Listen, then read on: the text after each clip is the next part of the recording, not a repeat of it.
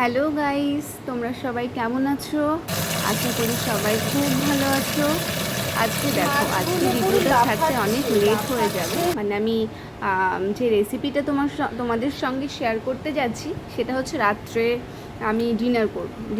আমি অফিস থেকে এসেছি, এসে জাস্ট একটু ফ্রেশ হয়ে আমি সোজা চলে গেছি বাজারে। আমাদের এখান থেকে, আমার ঘর থেকে বাজার বেশিক্ষণের রাস্তা নয়, হার্ডলি তোমার, যদি আমি হেঁটে যাই হার্ডলি 4 থেকে 5 মিনিট।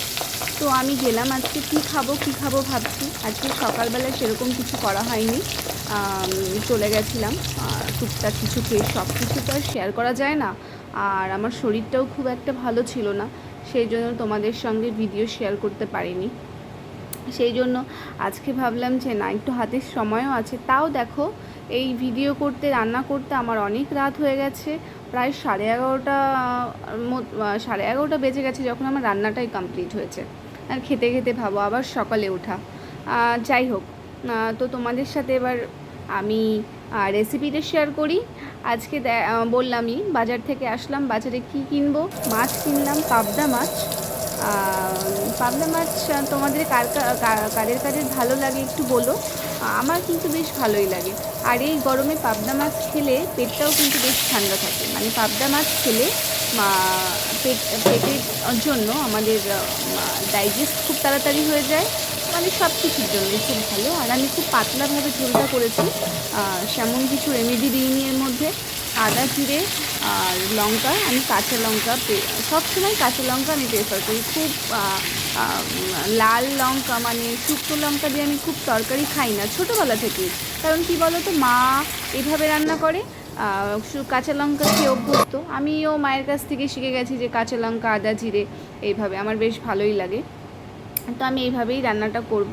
আর টমেটোটা তো মানে কম্পালসারি, আমি সব কিছুতে টমেটোটা মানে দিই। টমেটোটা দিলে আমার বেশ একটু ভালোই লাগে, আর বেশ কালারটাও বেশ সুন্দর হয়। আর আমি আজকে কি দিয়ে করেছি বলো তো? আজকে আমি বাজার থেকে বেশ টাটকা পটল নিয়ে এসেছিলাম। পটল আলু দিয়ে পাবদা মাছের পাতলা ঝোল করব। আর করব হচ্ছে তার সাথে, ওটা তোমাদের সাথে শেয়ার করতে পারিনি, আর হচ্ছে ভেন্ডি ভাজা, পাবদা মাছের ঝোল আর ভাত। রাত্রে খেয়ে ঘুমিয়ে পড়ব। সকালবেলা আবার ছোট প্রত্যেক দিনকার মতো। খুব মানে কি বলবো, সকালে উঠে আমি এত ব্যস্ত থাকি, কি দিয়ে কি করব আমি বুঝতে পারি না। কারণ আমাকে অফিসে প্রায় 9টার মধ্যে ঢুকতে হয়। আমি খুব আর্লি মর্নিংয়ে উঠি। কোনো দিনও যদি কোনো কিছু না থাকে তাহলে বাজারে যাই। তোমাদের সাথে মাঝে মধ্যে দেখো শেয়ারও করি।